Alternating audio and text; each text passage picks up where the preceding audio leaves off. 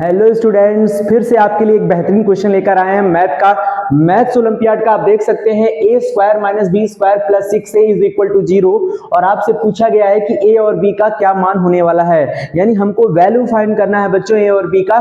उसको कैसे पता करेंगे, चलिए स्टार्ट करते हैं।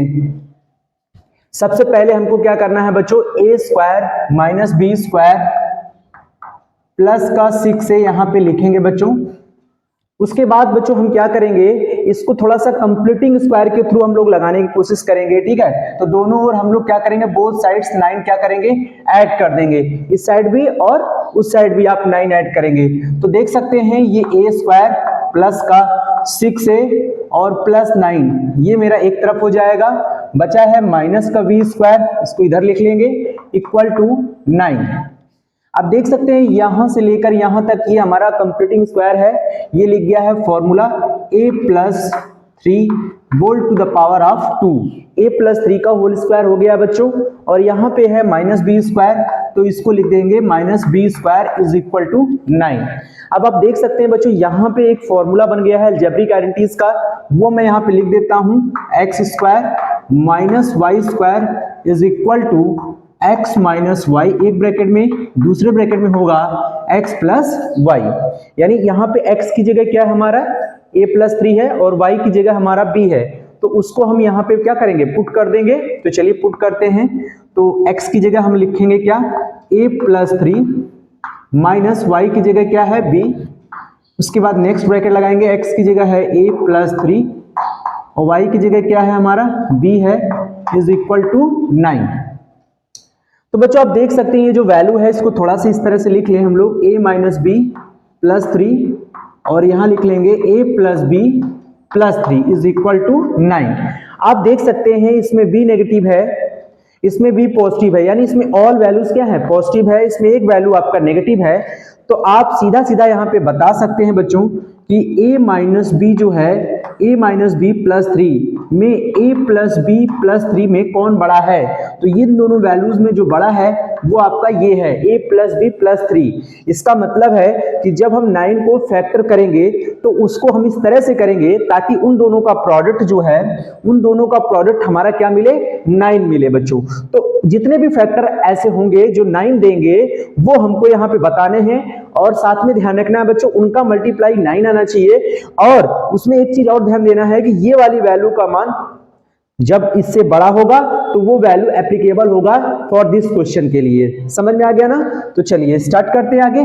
फिर हमें क्या करना है, सबसे पहले हम 9 को समझेंगे बच्चों। तो 9 को हम क्या लिख सकते हैं, 9 को हम लिख सकते हैं 1 इंटू 9, फिर लिख सकते हैं 9 इंटू 1, फिर यहाँ लिख सकते हैं 3 इंटू 3। मतलब ये तीन तरह के इसके जो है प्रोडक्ट फैक्टर होंगे। आप देख सकते हैं 1 इंटू 9, 9 इंटू 1 और 3 इंटू 3। इसके अलावा इसका कोई भी फैक्टर नहीं हो सकता है। आपने इस तरह से क्यों ब्रेक किया है इस 9 को, तो बच्चों मैं आपको बता दूं क्योंकि इन दोनों का प्रोडक्ट ही 9 है, इसलिए ऐसा मल्टीपल हमको लेना होगा ताकि इसका मल्टीप्लाई हमेशा 9 ही आए।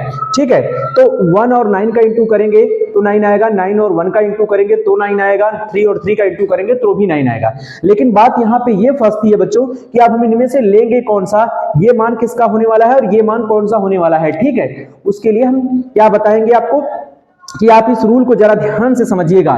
इस रूल ने क्या कहा है कि ये वाली जो वैल्यू है वो क्या है, इससे बड़ी है। इसका मतलब ये जो पहले लिखा हुआ है मान, तो आप इसके आगे देख सकते हैं यहाँ पे 1 है, आपका क्या है 1, और इसकी वैल्यू है 9। इसका मतलब आपसे बोला गया है कि ये वाली जो वैल्यू है, ये जो वैल्यू है ये क्या है, बड़ी है। ठीक है, बिल्कुल ये 9 आपका है तो ये बड़ा है। उसके बाद ये वाली वैल्यू 1 है तो ये बिल्कुल सही है, ये वाली वैल्यू ट्रू है। ठीक है, उसके बाद दूसरा देखते हैं 9 इंटू 1 के लिए। तो ये देख सकते हैं यहाँ पे ये 9 है और ये 1 है हमारा, क्योंकि पहले में तो यही आया है, बाद में ये 1 आया है। तो इसका मतलब ये तो गलत है, क्योंकि यहाँ पे 9 लेस देन 1 नहीं है, तो ये वाला नहीं ले सकते हम लोग। ठीक है, और चाहे भले वो 9 का 9 मल्टीप्लाई में आ रहा है उससे फर्क नहीं पड़ता है, लेकिन ये प्रोडक्ट फॉर्म को भी सेटिस्फाइड करना चाहिए। ठीक है, तो 3 इंटू 3 हम ले ही नहीं सकते, क्योंकि दोनों आपस में कभी भी इक्वल नहीं हो सकते बच्चों, क्योंकि आप देख सकते हैं यहाँ पे नेगेटिव भी है और यहाँ पे क्या है, पॉजिटिव भी है। तो ये आपको समझ में आ रहा है कि ये वैल्यू कभी भी आपस में इक्वल नहीं आने वाले हैं, तो ये वाला भी हम नहीं ले सकते हैं। यानी केवल और केवल एक वैल्यू जो है इस क्वेश्चन के एप्लीकेबल है, वो है 1 इंटू 9। तो हम यहाँ पे क्या करेंगे, a minus B plus 3 is equal to, पहली वैल्यू है 1 एंड दूसरी वैल्यू आपके पास है 9, तो हम ये वाला लिखेंगे। इन दोनों का प्रोडक्ट ही हमारे पास बनेगा 9। तो ये आप देख सकते हैं। तो हम इसको क्या करेंगे बच्चों, एडिंग करेंगे। तो आपको पता है एडिंग में साइन चेंज नहीं होते हैं, ठीक है। तो b से b को कैंसिल करेंगे और a और a कितना हो गया 2a प्लस 3 और 3 6, 9 और 1 हो जाएगा 10। तो 2a is equal to 10 minus 6 यानी कि, तो बच्चों 2a इज इक्वल टू 4 मिल गया है। तो a यहां से कितना मिलेगा, a इज इक्वल टू आ जाएगा 2 से 4 में डिवाइड करेंगे तो यहाँ पे आ जाएगा 2 2 जा 4। अब हम क्या करेंगे बच्चों, यहाँ पे थोड़ा ध्यान देना है। a की वैल्यू उठाकर हम फर्स्ट इक्वेशन में लगाएंगे तो हमको b की वैल्यू मिलेगी, ठीक है। तो हम क्या लिखेंगे, फ्रॉम फर्स्ट इक्वेशन हमारे पास ये है बच्चों, a minus B plus 3 is equal to 1। a की वैल्यू कितनी है 2, तो यहाँ पे 2 लगेगा, minus b plus 3 is equal to 1। तो माइनस b 3 प्लस 2 कितना हो जाएगा 5 इज इक्वल टू 1। तो 1 माइनस 5 हो जाएगा, b is equal to minus 4, minus से माइनस कैंसिल, तो b इज इक्वल टू 4। तो जो आपका आंसर बनेगा बच्चों वो a कॉमा b आपका क्या मिलेगा, a आपके पास 2 है, यहाँ पे 2 लगाइए, b आपके पास 4 है, यही फाइनल आपका आंसर हो जाएगा। तो इस तरह से आपको ये सवाल लगाना था। ऐसे हम और भी आपके पास सवाल लेकर आएंगे, बस हमारे साथ बने रहिए और हमारे चैनल को सब्सक्राइब जरूर कर लीजिएगा। Bye bye.